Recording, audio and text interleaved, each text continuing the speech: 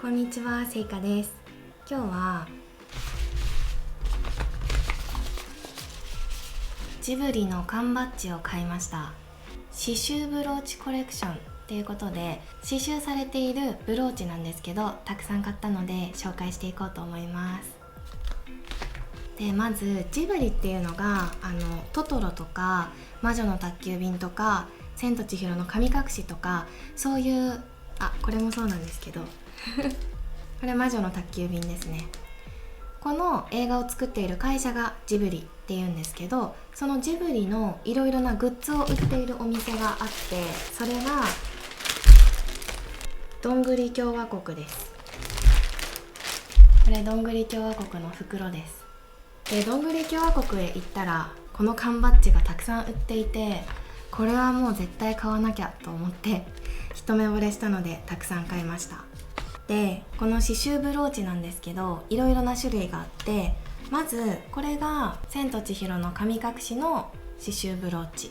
この中から一つ出ます。何が出るかわからないのでドキドキしながら開けました。であとは魔女の宅急便の刺繍ブローチです。これもこの中から一つ出ます。であとこれですね。これはいろいろな映画のキャラクターがいるんですけど、例えばトトロとか魔女の宅急便もあるし、アリエッティもあります。これも買いました。他にも私はハウルの動く城が大好きなので、ハウルの動く城のこの刺繍ブローチも買いました。なので一つずつ開けますね。じゃーんこれは神様たちですね。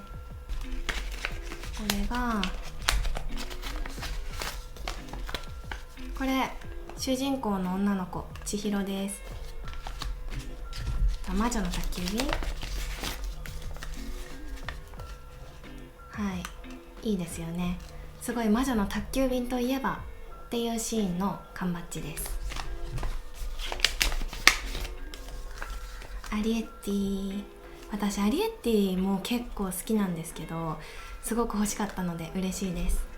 であとハウルがじゃん、このシーンすごく好きなんですよ。これもとっても可愛くて買いました。